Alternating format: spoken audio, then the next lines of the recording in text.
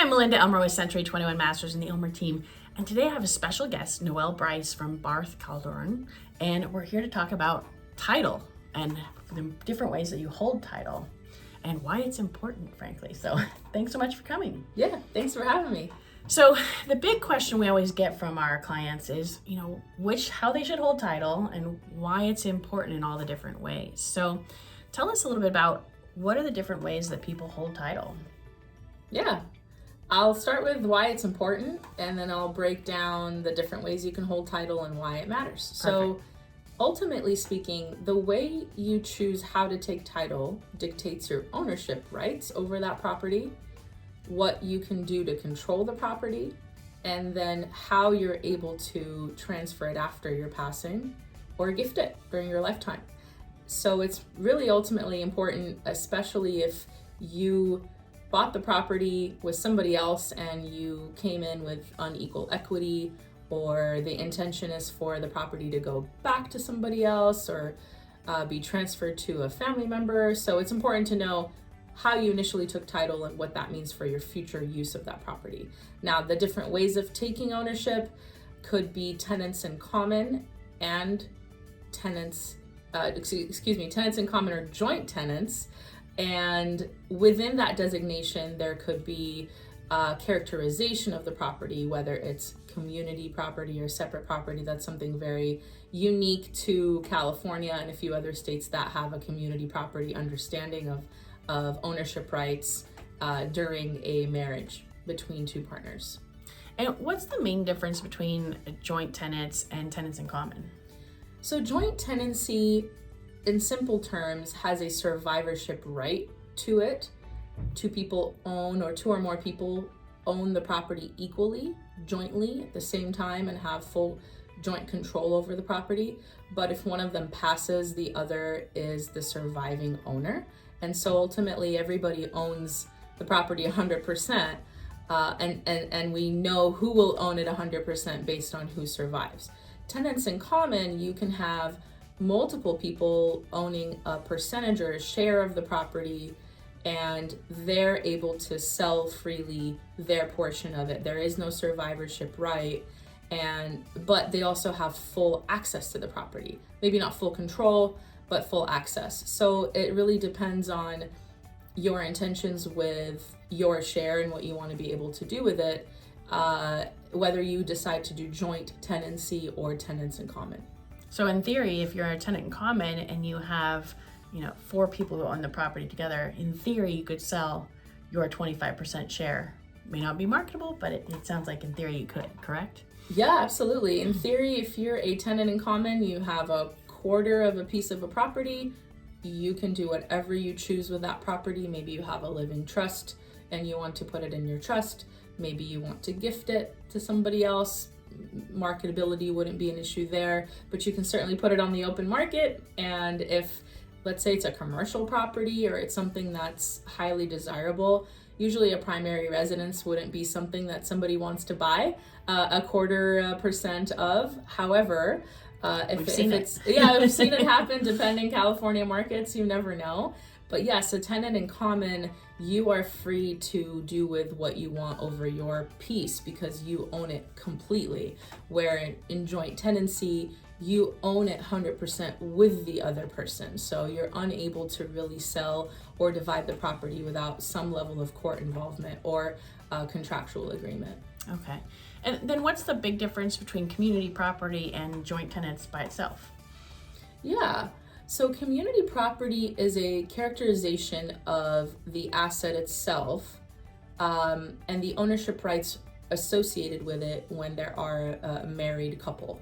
And a married asset in California and other community property states assumes that it was born out of the marriage, out of the hard work of the marriage. Therefore, it's shared by both spouses 100%.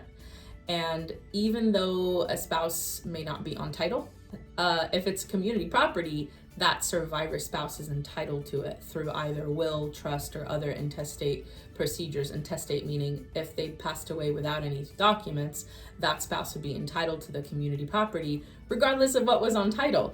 So if a joint tenant takes property, typically speaking, If it's typically speaking, it's going to be with another partner who also is under the community property laws.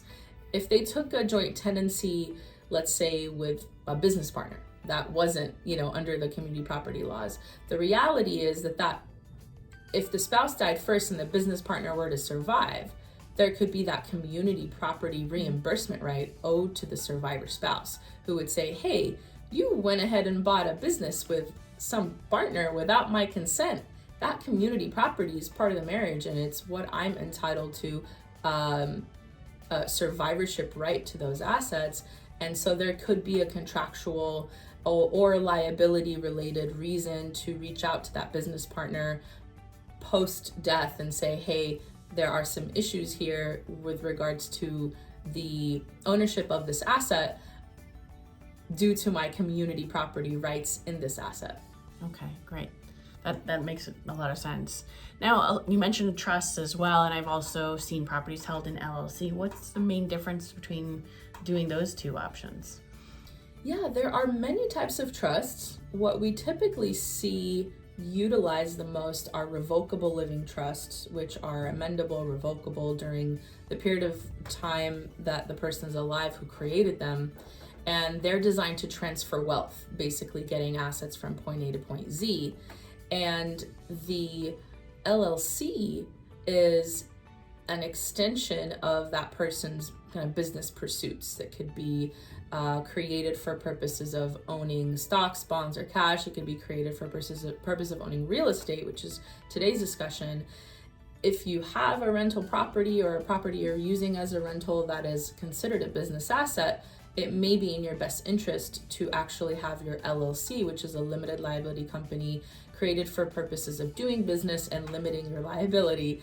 It may be in your best interest to own your property under your LLC, meaning you create your LLC, it's active, and then your LLC is the one that takes title of the property during the escrow and close transaction. So instead of you being on title, it's the name of your LLC that's on title. You'll probably end up being the one on the loan, of course, because the lender has to be able to go after someone for the collateral. Right. But for the time being, right, if you take title in the name of your LLC, you're setting yourself up for some pretty good liability protection. Definitely consult your attorney. This is not legal advice for everybody out there. It may not be the best solution for you, but the differentiation with whether you want to take title in the name of an LLC or a trust, again, largely has to do with your ownership interest in that property, your control, and your transfer values and wishes according to how it's going to fit within your family plan, within your business plan. Typically speaking, a revocable living trust is a great answer just for purposes of avoiding probate. If you are the only one on title to your property and you pass away and it's not in any kind of trust, it's subject to a probate court process, which is the arm of the government that steps in to transfer title of your assets after you die. So really important to have some kind of transfer plan. Right of survivorship is a type of plan, right? If you're the first to die, the second person is the one with the job to transfer it after you. But it's important to have a plan even further than that, so we're not dealing with any unintended consequences. Right. If anybody has any more questions that they want to reach out to you, where would they find you? I'm available through email, mainly is probably the preferred method to get us started, noelle@barthattorneys.com.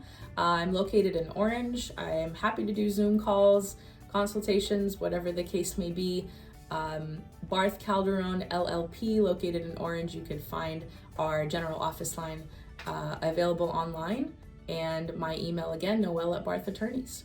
Thanks so much. And thanks so much for watching. If you have any questions, feel free to reach us at 562-316-2915 or Melinda at theelmerteam.com. And please feel free to forward and share this with your friends.